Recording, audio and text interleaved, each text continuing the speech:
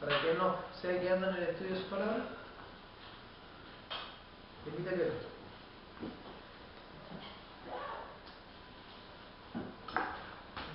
Dios Santo, Señor, oramos a ti, sabiendo que somos escuchados en la persona de Jesucristo por su mérito y por su obra, su obediencia perfecta y su padecimiento vicario, Señor. Estamos ante ti, Señor, desnudos. Tú conoces a la perfección lo que somos, tanto en lo público como en la intimidad, Señor. Conoces cada una, Señor, de nuestros pecados y aún a los que a nosotros mismos no nos son manifiestos, Señor. Te pido, Dios, que primeramente perdón por cada uno de los que nos han sido revelados y dado a conocer la mentira, Señor, la locura y pensamiento, el engaño, Señor, el no hacer uso de los medios de gracia debidamente,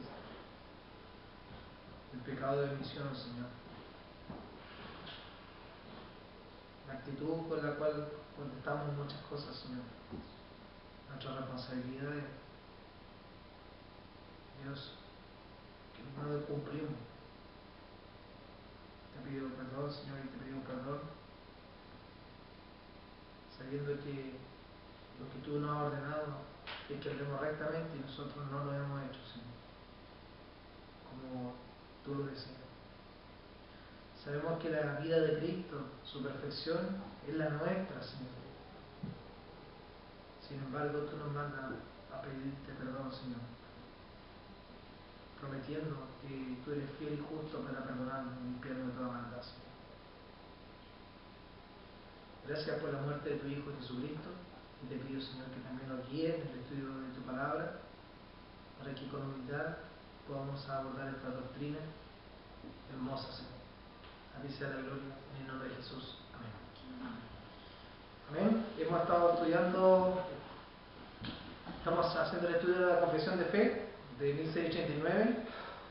Estamos viendo el capítulo 9 de la confesión, que lleva por título del libre albedrío. Hemos leído el párrafo, hemos estudiado el párrafo 1, hemos estudiado el párrafo 2 y vamos en el párrafo número 3. Vamos a leer los 3 primeros párrafos para poder contextualizar hasta ahora lo que hemos estudiado. Capítulo 9 de la confesión, párrafo 1.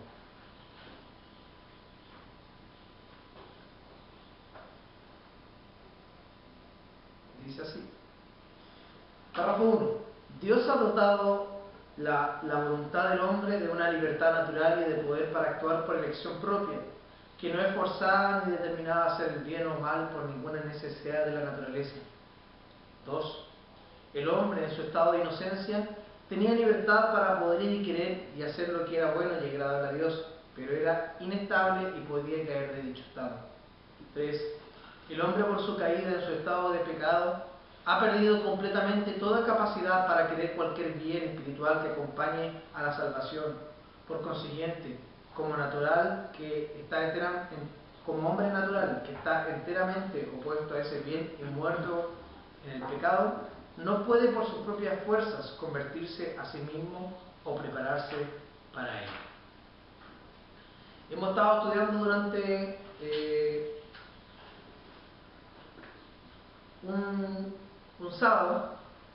un domingo, el domingo pasado, hemos estado estudiando el capítulo 9, párrafo 3, y hemos comenzado con el estudio sobre hablar acerca de una doctrina, que es la doctrina de la depravación del hombre, la depravación total del hombre. Cabe señalar, para contextualizar el estudio que estamos haciendo ahora, y algo que siempre leemos y siempre repito al inicio, es que el tratado teológico acerca del libre albedrío es redactado en la confesión en virtud de responder y definir la posición de las iglesias reformadas hacia la fuerte controversia histórica acerca de lo siguiente. Si el hombre, como lo dijo Erasmo alguna vez en su libro de la Inquisición, si el hombre en su estado caído tiene capacidad para poder responder a sus responsabilidades frente a los mandamientos de Dios. Sobre esta discusión decimos que esta data desde el siglo V con Agustín y Pelagio hasta nuestros días, y en ella las iglesias reformadas han redactado grandes volúmenes respondiendo a dicha controversia. ¿Por qué? Puesto que en ella se ven amenazados el Evangelio de la Gracia por la introducción de elementos humanistas cristianizados. ¿Por qué?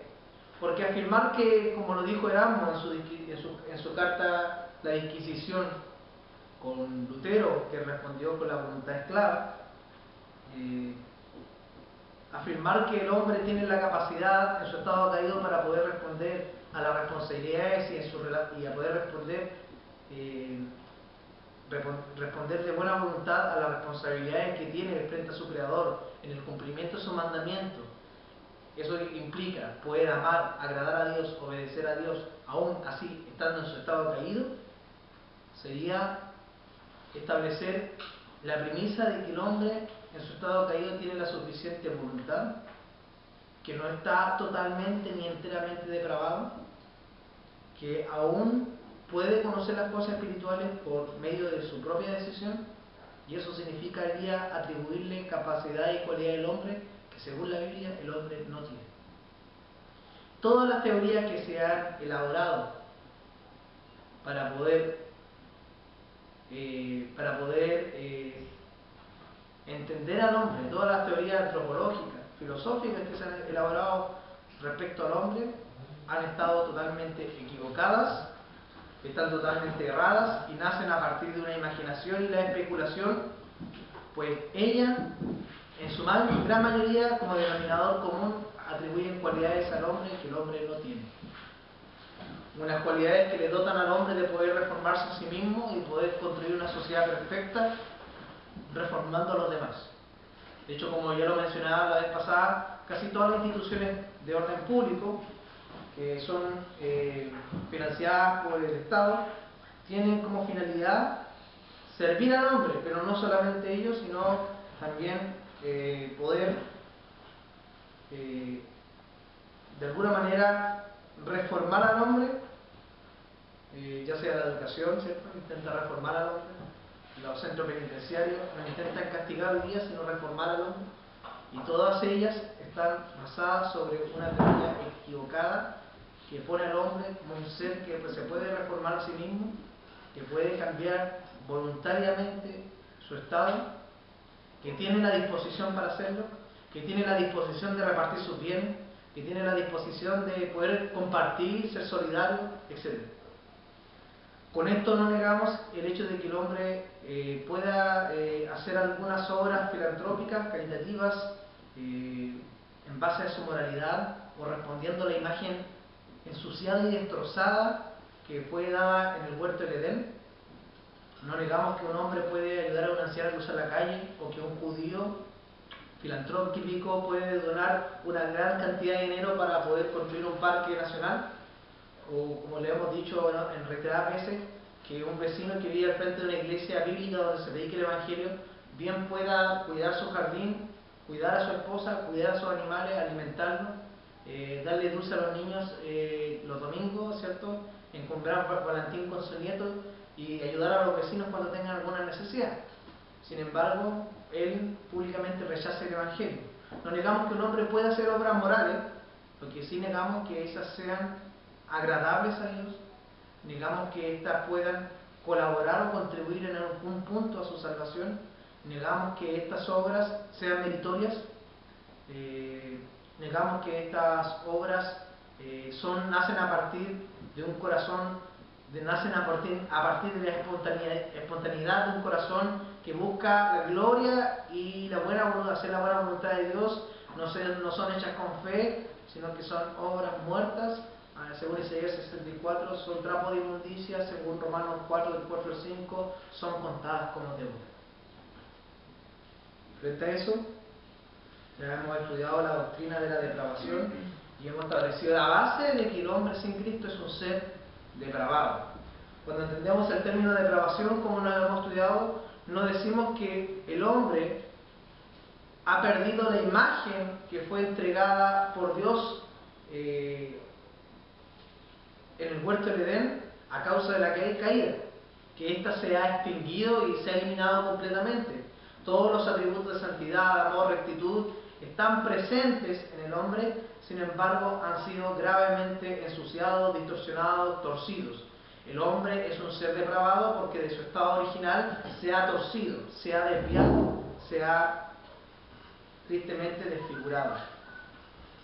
Y siendo así, llegamos a esta conclusión, vimos a través de una abundante evidencia bíblica de lo que significa la depravación total y de lo que no significa la depravación total. Y una doctrina singular y distintiva de las iglesias reformadas. ¿Por qué es una introducción? ¿Por qué sostener el libre albedrío? ¿Es de alguna manera introducir elementos humanistas al Evangelio?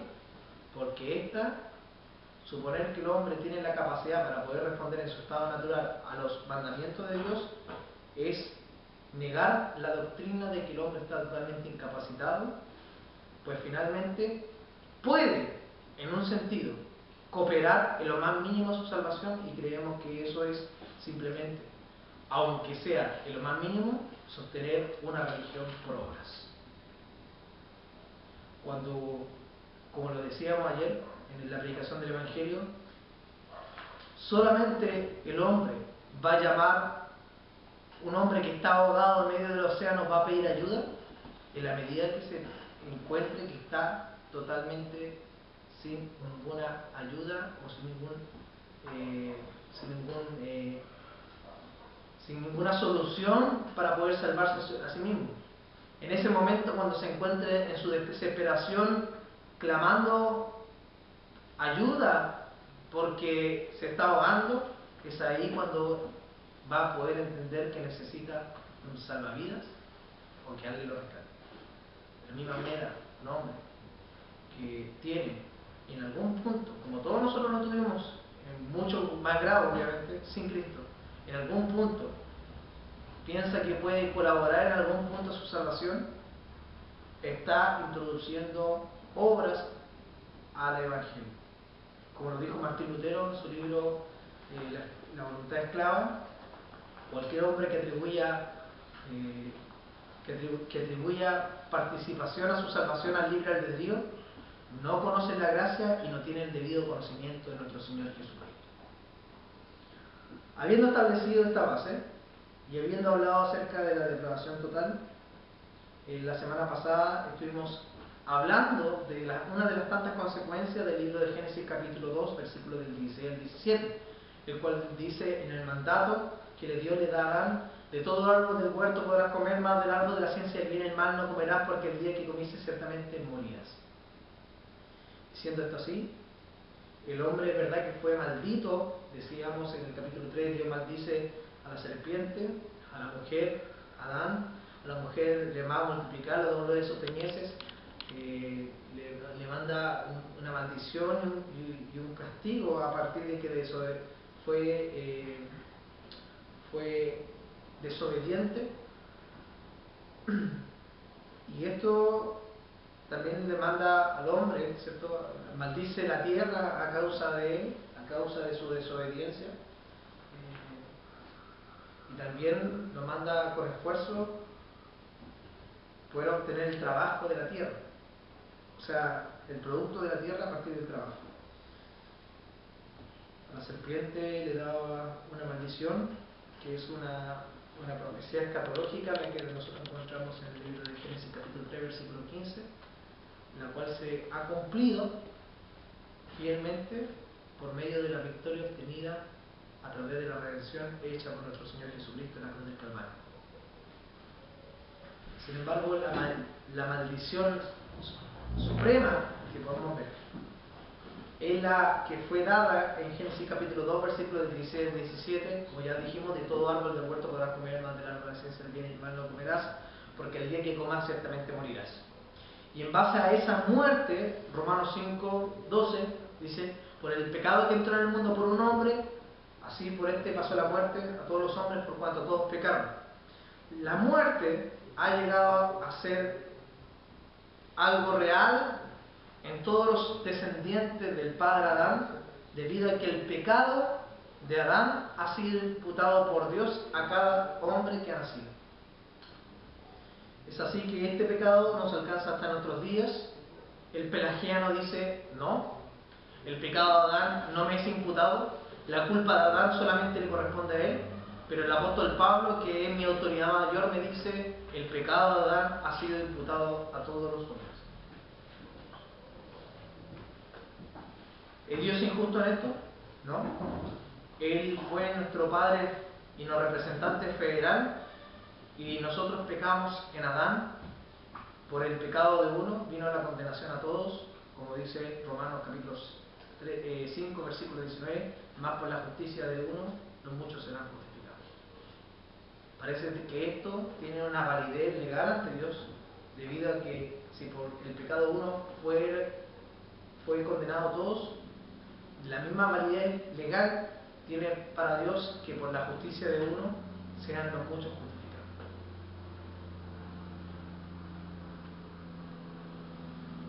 Decíamos que la consecuencia de esa herencia pecaminosa era que el hombre estaba totalmente muerto.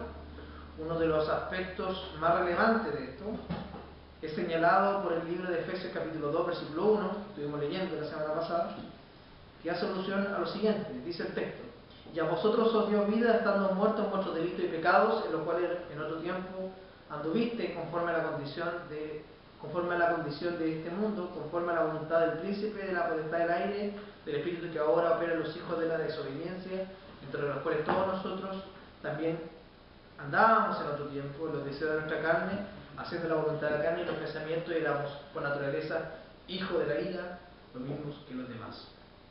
Sobre la frase que todos estábamos muertos, estuvimos viendo de que la muerte espiritual no solamente la maldición del Génesis capítulo 2, versículo 16 al 17, acabó con la prolongación de la vida mortal de Adán y Eva en el huerto del Edén a causa de la desobediencia. Pues el decreto de la maldición decía, bueno, del polvo eres y al polvo volverás. Estando Adán en el huerto tenía la posibilidad de prolongar su vida, siendo expulsado de él, Dios da la maldición. Por tanto entendemos que la muerte en sí, que el hombre vuelva al polvo, es parte de una maldición, producto de la desobediencia de Dios, siendo obviamente decretado por Dios, sabido, presabido, preconocido, prediseñado y preplaneado por Dios de esa manera. Sin embargo, creemos que es una maldición, y al mismo tiempo que hay una anormalidad, como yo lo comentaba, en el hecho de la separación temporal del cuerpo y el alma que constituyen el ser viviente, según el libro de Génesis capítulo 2. ¿Qué significa estar muerto? Decíamos que estar muerto no es solamente eso físico, sino es la muerte espiritual misma, que representa una ausencia total de vida espiritual en el hombre sin Cristo, y una incapacidad para poder actuar con libre voluntad. Sobre la frase en los cuales viviste en otro tiempo siguiendo la corriente de este mundo, veíamos que la práctica del pecado para nosotros era un estilo de vida en otro tiempo, ¿cierto? Nosotros lo hacíamos con normalidad, creíamos que era legítimo nuestros ideales, seguíamos ideales corruptos, de gente corrupta, teníamos un estilo de vida corrupto, seguíamos la corriente de un mundo hostil y caído hacia Dios y desobediente a sus mandamientos. Creíamos ser libres, pero la verdad es que éramos esclavos. Estuvimos viendo la frase de Juan capítulo 8, versículo 33-36, cuando Jesús le dice a los fariseos, si creyeran en mi palabra seréis verdaderamente libres. Y ellos dicen, pero ¿por qué nos dice seremos libres si siempre hemos sido libres, no somos esclavos de nadie? Entonces Jesús le da a entender que el que practica el pecado es esclavo del pecado. Y ellos eran esclavos del pecado, como lo mencionamos también ayer en el estudio de la confesión. La profecía de Isaías 61 cuando hablaba de libertad a los cautivos, hacía referencia al concepto redención del Nuevo Testamento, que es una liberación de la esclavitud del pecado. El término redención hace alusión a alguien que era esclavo y hoy día ha sido libre, ¿cierto? Bueno, pues bien, cuando Jesús dice que por medio de conocer la verdad seremos verdaderamente libres, esta redención se obtiene por medio de la persona de Jesucristo, porque Él menciona ser el Juan 14:6, el camino, la verdad y la vida. Él es la verdad. Por tanto, todos aquellos que descansan en sus promesas, en su mensaje, en su vida, en su persona, finalmente obtienen la libertad cristiana que los fariseos no entendían y que pensaban que se hacía por medio del ritualismo y siguiendo las tradiciones talmúdicas. También estuvimos viendo que los que practican el pecado son hijos del diablo, así lo expresa la Escritura en el libro de Juan capítulo 8, 2 Timoteo 2:26, nos habla de que los hombres sin Cristo viven bajo la voluntad del diablo, son reos del diablo, y lo figura de la manera como que están atados a una soga en el cuello, dirigidos por su padre, el diablo. Y también, por último, para pasar ahora a lo que vamos a hablar hoy, también estuvimos viendo de que el hombre es representado de manera figurativa como un corazón de piedra, ¿ya? Y este endurecimiento se representa de la siguiente manera, de que con un contraste de un corazón de piedra pasar a tener un corazón de carne. La piedra, que en el griego es litos, ¿cierto?, es representado de esa manera porque refleja claramente la característica del hombre caído, un ser que no tiene ningún estímulo de respuesta a la verdad divina revelada por la palabra de Dios. Es más, uno puede gritarle la verdad del Evangelio a este hombre caído, puede decirle que es un pecador, pero la condición de este hombre, debido a su naturaleza caída, debido a su corrupción heredada, que en la misma este hombre no responderá, el hombre caído no responderá a ningún estímulo divino, está muerto como una piedra. La piedra, si usted entiende que es un mineral que no tiene vida, no tiene vida por el hecho que no tiene célula, es un mineral que no se reproduce, no se alimenta, no siente, es un mineral, es materia materia sin vida. Por tanto, de la misma manera representado esto en el corazón del hombre. El hombre caído, un hombre muerto, no puede responder a ningún estímulo divino.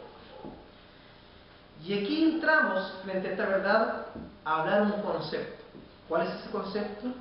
Es hablar acerca de la inhabilidad del hombre. La inhabilidad del hombre. ¿Qué significa la inhabilidad? ¿O qué nosotros entendemos por la inhabilidad? La inhabilidad moral es un término que significa la incapacidad moral del hombre y se emplea y es utilizado para describir la extensión de la corrupción moral o depravación radical del hombre. Esta doctrina nos enseña que el hombre sin Cristo es incapaz de amar a Dios, incapaz de obedecer a Dios o de agradar a Dios. Loran Broiner, un teólogo reformado, que tiene un libro llamado La predestinación, define la inhabilidad humana en los siguientes términos, diciendo: el hombre está espiritualmente muerto, es totalmente incapaz de cumplir con los deberes que surgen de su relación con Dios y es absolutamente incapaz de cambiar sus propias inclinaciones malas, tendencias morales innatas, o decidirse a tal cambio o cooperar con el Espíritu Santo para efectuar tal cambio. Bien, decíamos que esta definición es atingente a la propuesta remostante de 1610 que dijeron los seguidores de Arminio, cuando hablaban de que el hombre finalmente es verdad que el hombre era pecador, depravado, pero el hombre podía colaborar o cooperar en algún punto con su salvación. Aun cuando ellos tenían similitudes a los catecismos que hablaban todo lo contrario en ese tiempo, el de Heidelberg o el belga conocido, ¿cierto? Que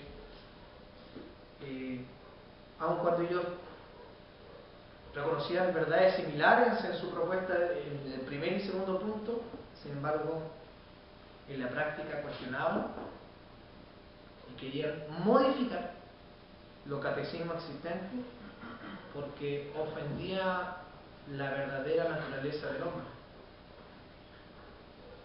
Creemos que es un insulto, porque aún así tratar de redactar las verdades acerca del pecado para nosotros debe ser algo sumamente sensible, porque ni aún con las mayores definiciones podríamos declarar fielmente lo que el pecado representa para Dios mismo, o la verdadera condición del hombre.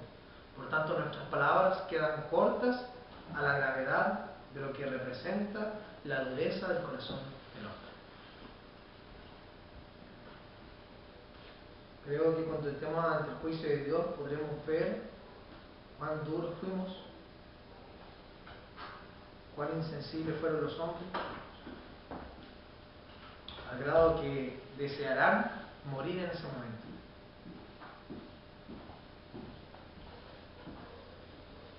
El hombre no puede hacer ningún cambio o prepararse para ello o cooperar con el Espíritu Santo para efectuar ningún cambio. Lo que significa la inhabilidad es que el hombre desde la caída se encuentra bajo la maldición del pecado, que es movido por principios pecaminosos y satánicos y que es incapaz de amar a Dios o de hacer algo que haya a meditar la salvación. Su incapacidad, ya lo vamos a ver con el informe de la Escritura, no consiste en la incapacidad de ejercer libremente su voluntad, sino en la incapacidad de querer ejercer de manera voluntaria obras santas. El hombre no está incapacitado para realizar una decisión en relación a qué ejercer, porque el hombre, si dijésemos esa premisa, aun cuando sabemos que Dios es soberano, el hombre sería una víctima finalmente el hombre se podría poner como una víctima y presentarse de ese modo diciendo que estaba incapaz de poder elegir, algo que trae conflictos para Lutero, como lo vamos a ver después. Pero lo que verdaderamente decimos es que el hombre, aun cuando pertenece a uno de los dos reinos y es controlado enteramente por el poder satánico, estando en el reino de las tinieblas, decimos que este hombre es responsable y que en un sentido tiene la libertad, no hay ninguna fuerza por parte de Dios que lo impida poder ejercer, está controlado por los poderes satánicos y reina el pecado en su vida, en ese aspecto es esclavo del pecado. Sin embargo, su inhabilidad, definimos, no consiste en este hecho, sino que consiste en el hecho de que no puede ni quiere ejercer de manera voluntaria obras santas, sino que se rechaza las obras santas. Fue este hecho, y es este término, de la incapacidad que lleva a Martín Lutero a afirmar lo siguiente acerca del libre albedrío. Él dice, sobre esta discusión, el libre albedrío es un término hueco, cuya realidad se ha perdido. ¿Por qué? Una libertad perdida, de acuerdo a mi gramática, no es libertad. El libre albedrío es un término hueco, cuya realidad se ha perdido. Y una libertad perdida, de acuerdo a mi gramática, no es libertad. En este sentido, Martín Lutero quiere afirmar que el hombre, habiendo perdido toda su capacidad para querer cualquier bien que sea dirigido a agradar y hacer la buena voluntad de Dios, habiéndose perdido, el hombre no es esclavo. Para conocer de distintos grados de libertad, tenemos que el hombre es esclavo. En lo que a su salvación respecta, el hombre no regenerado no posee la libertad de escoger entre el bien y el mal, sino solamente entre el mal y un mal mayor. En lo que a su salvación respecta, el hombre no regenerado no tiene la capacidad para escoger entre el bien y el mal, sino entre el mal y un mal mayor. O sea, pensemos en nuestra vida, así como Pablo lo pondría en el libro de Efesios, Tito el libro, la carta a Tito en el capítulo 3, lo que fuimos en nuestra vida pasada. Nosotros no nos cogíamos entre el bien y el mal, sino lo cogíamos entre un mal y el mal mayor. Así que pudiésemos representar o jerarquizar un mal, cuya diferencia parece que Dios no la ve en cuanto a su juicio. ¿Por qué? Porque justamente y rectamente para Él todos los pecados y un solo pecado es suficiente argumento para condenar, porque Él es imparcial en cuanto a su juicio debido a que Él es santo. Y eso es bueno que Él sea santo. Por tanto, nosotros no tenemos la capacidad de escoger entre el bien y el mal, sino más bien entre el mal y el mal mayor. Ese mal menor era conocido como nuestra moralidad, ¿cierto? Que era el refreno simplemente de las cosas que deseábamos hacer. Un hombre que va caminando por la calle y se da vuelta para codiciar a una mujer, para mirarle su cuerpo, es comparable en cualquier término, a un violador que simplemente lleva a cabo la acción. Y en ese aspecto, nosotros escogíamos entre un mal menor y un mal mayor, pero nuestra voluntad es constantemente inclinada al mal.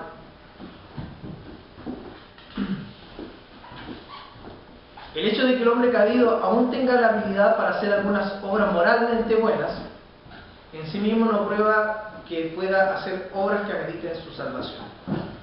De hecho, Martín Lutero en su carta a los Romanos, en el capítulo 3,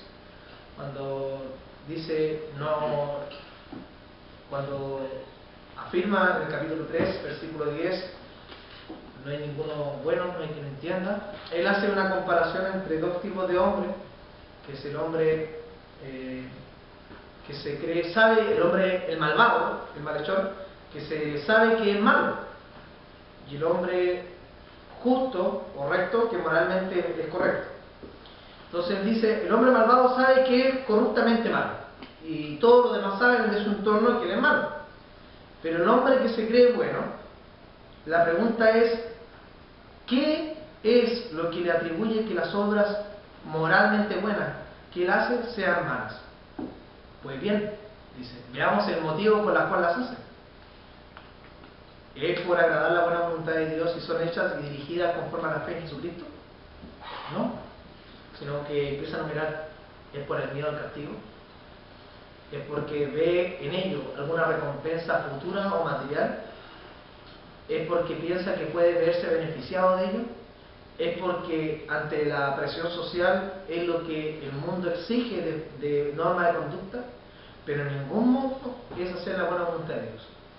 Por tal, siendo el motivo equivocado, es el que le da el carácter de ser obras malas. Y ante la ley de Dios y ante su justicia, los dos hombres, tanto el malhechor como justo, están totalmente incapacitados para poder hacer la buena voluntad de Dios. No quieren ni pueden. Y aquí viene una pregunta. Si el hombre tiene esta capacidad que algunos argumentan, ¿cómo se arrepentirá de sus pecados cuando ama el pecado? ¿Cómo se tornará a Dios? ¿Cómo se acercará a Dios si la Biblia señala que le odie? Decimos que esta incapacidad es la incapacidad de amar a Dios porque aborrece a Dios, es la incapacidad de obedecer a Dios porque rechaza su mandamiento, es la incapacidad de agradar a Dios porque no considera que la gloria y el beneplácito de Dios sea una meta digna. ¿Bajo qué argumento decimos esto? Vamos a ir a la Escritura. La mayoría de la gente no religiosa pretende tener algún grado de amor o afecto a Dios. Rara vez encontramos a alguien que arrogantemente dice ser ateo, una persona atrevida y audaz que confiesa su aborrecimiento público hacia el símbolo, como ellos dicen, figura o idea de Dios. Sin embargo, la Escritura testifica que el hombre caído no puede amar a Dios. De hecho, todos los que de la raza de Adán, todos sus descendientes, aborrecen a Dios y viven en guerra constantemente contra Él. Por tanto, hemos de presentar el principio, primero, de que uno de nuestros argumentos es que el hombre no ama, el hombre caído no puede amar a Dios. ¿En qué se sustenta todo lo que hemos dicho? En este primer punto, y lo que veremos a continuación. Que el hombre caído no puede amar a Dios. Los hombres que pretenden tener algún amor genuino a Dios saben muy poco de sus atributos, de sus obras, de cómo éstas se revelan en las Escrituras. Por eso, el Dios en miniatura que ellos aman no es nada más que un producto de su propia imaginación. Ellos han hecho un Dios a su propia imagen y aman lo que han hecho, como lo señala el Salmo capítulo 50, versículo 21, diciendo: Pensaba de que de cierto sería yo como tú, pero te reprenderé. Está hablando acerca de la iniquidad, de cómo el hombre se fía en sus pecados, y dice el salmista representándome a Dios: pensaba de que de cierto sería yo como tú, pero te reprenderé. El hombre ha hecho un Dios conforme a su imaginación. Salmo 50, 21, perdón. Salmo 50, 21. Y este Dios se ajusta a los criterios de una moralidad relativa, en donde valida el pecado, pueden convivir normalmente, pueden vivir una vida promiscua, pueden vivir haciendo una carrera de éxito, siendo el motivo y el motor de sus vidas, y este Dios valida cada una de sus acciones, cada una de sus decisiones. ¿Por qué? Porque este Dios, que es solamente amor, no justicia, o en algunos casos solamente justicia, no amor, toman algunos de los atributos y con eso lo extienden y hace a un Dios de la imaginación, le valida todas las obras que ellos hacen. Si los hombres caídos que pretenden amar a Dios investigaran las Escrituras, sin duda encontrarían un Dios muy diferente del objeto que tienen de sus afectos. Si estudiaran los atributos de Dios, tales como la santidad, la justicia, la soberanía, la ira de Dios, probablemente responderían con disgusto y declararían: mi Dios no es así. Yo nunca podría amar a un Dios como ese. Rápidamente veríamos que cuando el hombre caído se enfrenta con el verdadero Dios de la Escritura, su única reacción, al menos que el Espíritu Santo no intervenga en la vida de ese hombre, es un aborrecimiento, hostilidad y rebeldía a ese Dios de la Escritura. Es por eso que el Evangelio es tan rechazado. En toda la Escritura encontramos evidencia bíblica y visible que nos demuestra que el hombre caído no puede amar a Dios. ¿Y por qué? Porque desde Génesis y Apocalipsis nos demuestra que una señal de no amar a Dios es no obedecer a lo que Él nos manda. Siempre la evidencia para saber si un hombre no ama a Dios es desobedecer lo que Dios manda. ¿Por qué? En esto sabemos si amamos a Dios, si guardamos sus mandamientos. El hombre caído no puede obedecer a Dios, que va a ser otro principio que vamos a ver. Vayamos a algunos textos. Primera de Juan, capítulo 4, verso 21. Dice de la siguiente manera: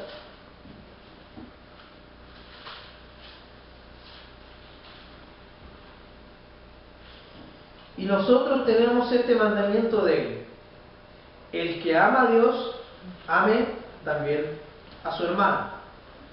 Pero sucede que según el mandamiento de Éxodo 20, el cual según la Biblia y según nos relata el apóstol Pablo y toda la Escritura, todos nosotros hemos transgredido, los grandes principios que están detrás de esos mandamientos serían dos cosas: en amar a Dios y amar al prójimo, que es el segundo mandamiento. El tema es que ninguno ha amado a su prójimo, por tanto ninguno ha amado a Dios. ¿Por qué? Porque este versículo nos dice claramente, y nosotros tenemos este mandamiento de él: el que ama a Dios, ama a su hermano. Pero si tú no amas a tu hermano, es señal de que no amas a Dios. Primera de Juan 4:10 nos dice lo siguiente: en esto consiste el amor, no en que nosotros hayamos amado a Dios, es una negación de ello en otro tiempo, sino que Él nos amó a nosotros y envió a su Hijo en propiciación de nuestros pecados. ¿Amábamos a Dios? No, sino que Él, al salvarnos por medio de la muerte de su Hijo, que fue la propiciación por nuestros pecados, demostró su amor amándonos primero. Primera de Juan 4:19 al 20. Nosotros le amamos a Él porque Él nos amó primero. ¿Podíamos amarle nosotros a Él? No. Él nos amó primero, por eso ahora salvados amamos a Dios. Cosa que antes no podíamos hacer. El versículo 20 dice: y si alguno dice, yo amo a Dios, pero aborrece a su hermano, es mentiroso. Pues el que no ama a su hermano, ¿a quien ha visto? ¿Cómo puede amar a Dios a quien no ha visto? También 1 de Juan capítulo 5, versículos del 2 al 3, dice: en esto conocemos que amamos a los hijos de Dios, cuando amamos a Dios y guardamos sus mandamientos. ¿El hombre caído puede guardar los mandamientos de Dios? No. No de la manera como Dios lo exige, que es con fe y con el deseo de agradar y hacer la buena voluntad de Dios. Todas las demás acciones que no son basadas en esos dos principios son simplemente un vestigio caído de la imagen que queda en el hombre, motivada por principios pecaminosos. Es por eso que en el libro de Romanos capítulo 4, versículo del 4 al 5 dice: el que obra, su salario no es contado como gracia, sino como deuda. Porque esas acciones están motivadas por una voluntad que es una voluntad que se mueve bajo principios pecaminosos. El hombre caído aborrece a Dios porque ama la maldad y hace obras malas. No se acerca a Dios porque tiene miedo de que sus malas obras sean expuestas. Como lo dice Juan capítulo 3, versículo del 19 al 20. El hombre no ama a Dios. De hecho, se esconde de Dios. Se esconde de su evangelio, de su mensaje. Así como Adán se escondió de Dios cuando pecó, de la misma manera, y en un aspecto más magno, el hombre caído se esconde de Dios con hostilidad, con rebeldía. Juan 3, desde el 19 al 20, dice: y esta es la condenación, que la luz vino al mundo y los hombres amaron más las tinieblas que la luz, porque sus obras eran malas. ¿Amaron la luz? No. ¿Por qué? Porque sus obras eran malas. ¿Y por qué no querían venir a la luz? Porque todo aquel que hace lo malo aborrece a la luz y no viene a la luz para que sus obras no sean reprendidas. Mas el que practica la verdad viene a la luz para que sea manifiesta que sus obras son hechas en Dios. El hombre caído no quiere ni puede venir a Dios. También nos enseña esa misma verdad Colosenses 1:21.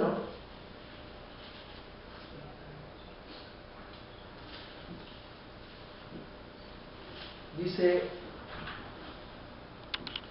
y a vosotros también que erais en otro tiempo extraños, enemigos en vuestra mente, haciendo malas obras, os ahora ha reconciliado. Si el hombre era enemigo, es porque no quería estar con Dios. Un principio sobre esta verdad es que el hombre caído aborrece a Dios porque ama sus deleites pecaminosos en lugar de amar a Dios. Ama más sus deleites pecaminosos que amar a Dios.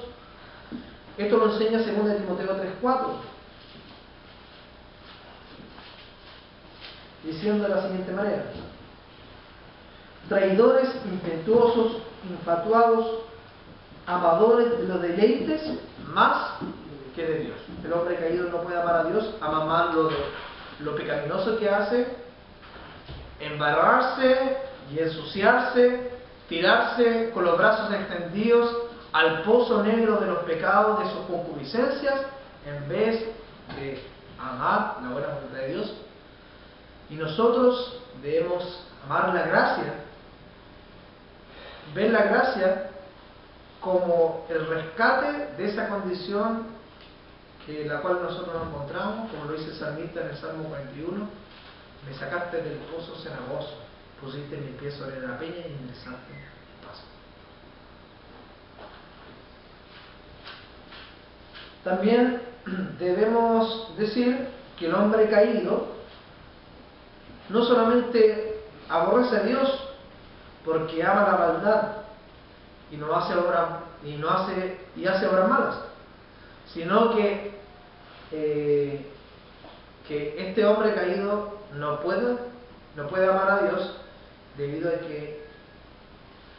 que su mente carnal se opone a las verdades y a la santidad de los preceptos exigidos por Dios, como lo dice Romanos capítulo 8, versículo 7.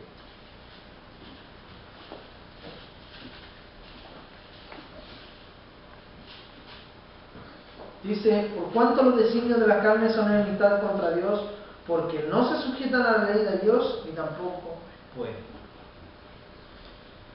Entonces hemos establecido un principio de que decimos esa mala representación del hombre que es extraído de la Escritura, de que el hombre está depravado y está incapacitado, o como dijimos, inhabilitado, debido a que el hombre en su primer aspecto no ama a Dios.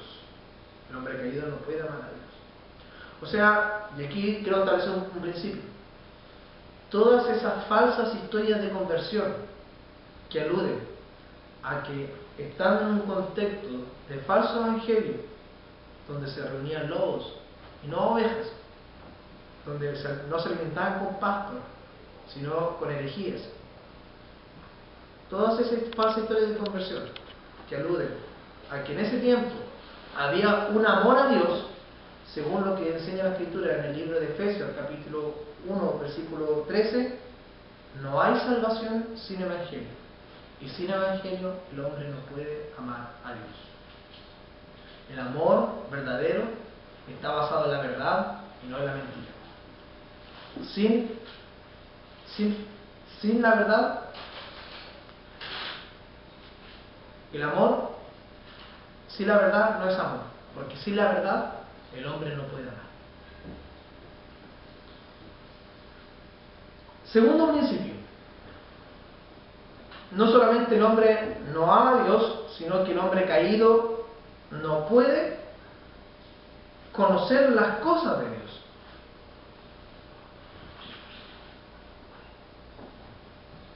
Dios se ha revelado a sí mismo claramente a través de la creación, como lo dice el libro de Romanos capítulo 1, versículo 18 en adelante. Sus obras soberanas en la historia han sido una clara demostración de Él mismo. La Escritura ha sido el manuscrito que nos ha dejado para revelarnos. Y finalmente, como dice el libro de Hebreos capítulo 1, versículo 1, Dios, habiendo hablado muchas veces en otro tiempo a sus profetas de muchas maneras, hoy día nos ha hablado por su Hijo encarnado, el cual es la imagen del Dios invisible.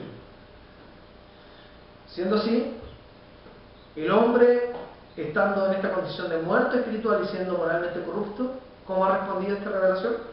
Ha respondido a esta revelación cerrando sus ojos, tapando sus oídos, no puede conocer la verdad porque aborrece la verdad, busca detenerla, según lo que dice Romanos capítulo 1, versículo 18. La ira de Dios se revela desde el cielo contra toda impiedad e injusticia de los hombres que con su justicia detienen la verdad con la mentira. Pues habiendo conocido a Dios, no le dieron gracias, sino que se envanecieron su propio razonamiento, su necio corazón fue entenebrecido, cambiaron la gloria de Dios por la mentira, torcieron la verdad, reteniendo la verdad con la injusticia. Y en ese aspecto, el hombre que ha hecho con la revelación de Dios, la ha torcido, ha tapado sus ojos, ha tapado sus oídos. Él no puede conocer la verdad porque aborrece la verdad, busca detenerla. El hombre aborrece la verdad porque la verdad de Dios, que es revelada por medio de la Escritura, habla en contra de él. Habla en contra de lo que él es. Habla en contra de los principios que él sigue. Habla en contra de la vida que ha formado y del propósito de vida. Habla en contra de su Señor y dueño, que es Satanás.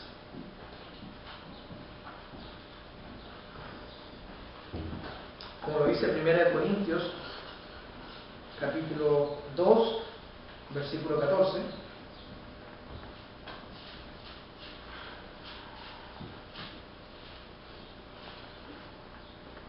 Dice: pero el hombre natural no percibe las cosas que son del Espíritu de Dios, porque para él son locura.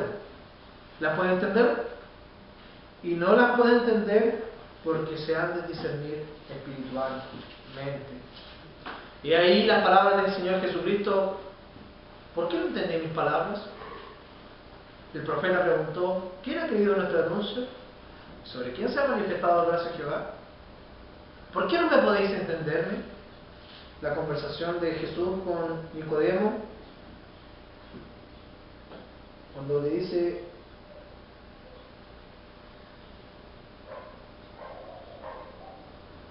en el capítulo 3 del libro de Juan, versículo 10, Nicodemo le pregunta en el 9: ¿cómo puede hacerse esto, el nuevo nacimiento? ¿Y qué responde Jesús? ¿Eres tu maestro de Israel y no sabes esto? De cierto te digo que de lo que sabemos hablamos y de lo que hemos visto testificamos, y no recibimos tu testimonio.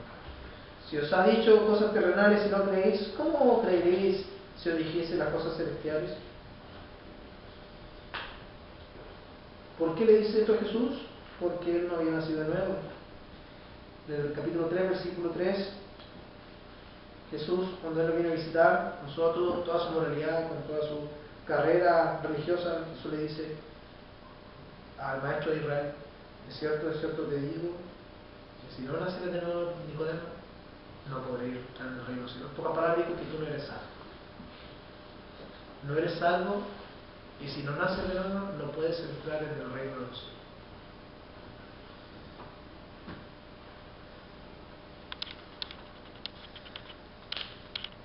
Otro principio, como ya hemos leído en Romanos capítulo 8, versículo 7, es que el hombre caído no puede obedecer o agradar a Dios. Hemos dicho que la inequidad consta en la incapacidad del hombre debido a la caída, en que sus deseos se orientan simplemente entre coger un mal y un mal mayor, y en nunca en tener la capacidad para poder elegir entre el bien y el mal, con una libre y perfecta voluntad. Y en ese aspecto el hombre es esclavo, ya sea del pecado. Y siendo así, decimos que también el hombre no puede amar a Dios, segundo, no puede conocer las cosas de Dios.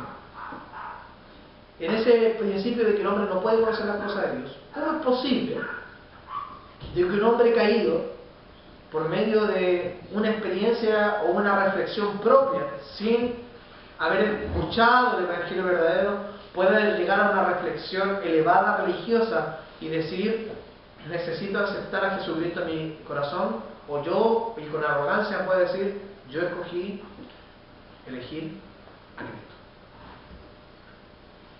Ese decisionismo que se ha enseñado durante años en las iglesias evangélicas, que no necesariamente porque llevan el título de iglesia son verdaderamente iglesias de Jesucristo, al menos que ellas promuevan unánimes el Evangelio de nuestro Señor Jesucristo.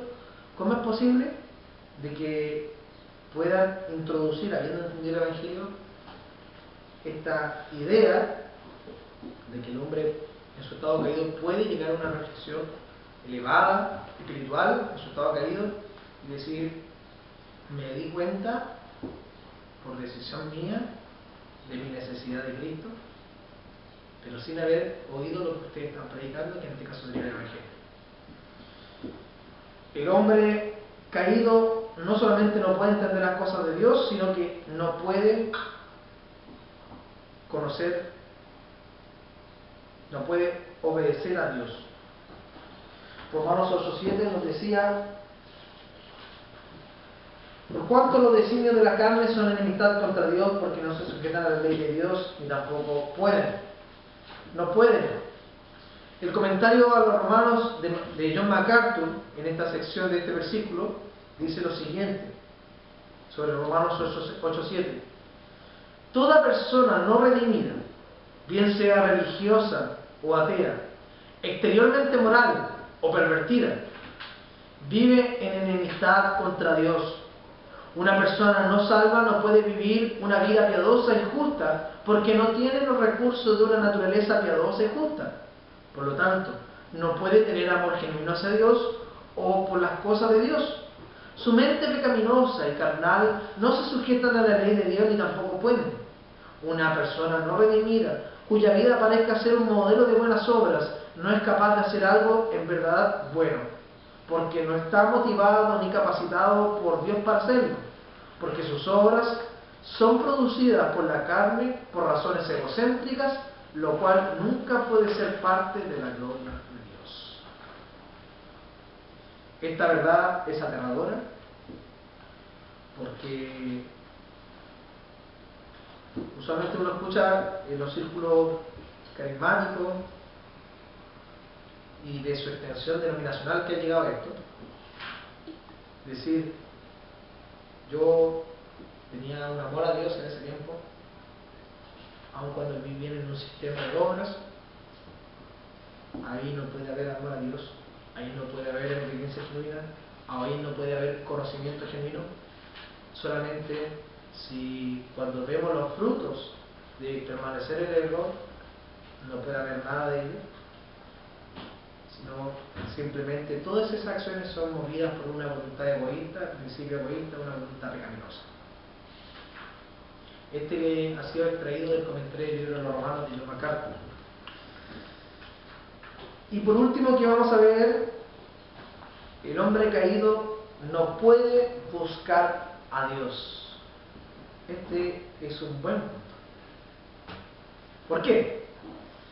Porque vivimos en un mundo lleno de personas que se consideran a sí mismos como los buscadores de Dios.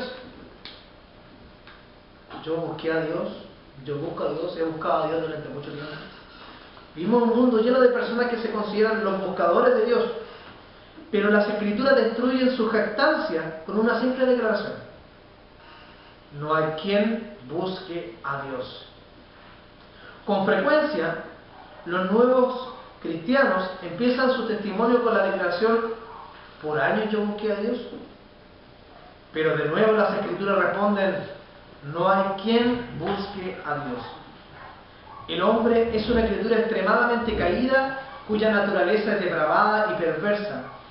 Él aborrece al Dios Santo y se opone a su verdad porque lo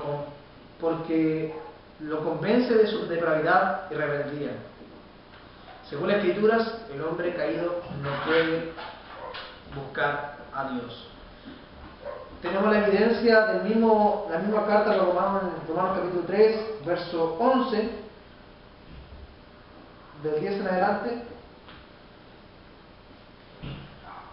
Romanos 3:10, como está escrito: no hay justo ni un uno, no hay quien entienda, no hay quien busque a Dios. ¿Hay alguno que busque a Dios? No hay ninguno. No hay ninguno que busque a Dios. También la Escritura nos señala en el libro de Juan, capítulo 6, versículo 44, una verdad gloriosa.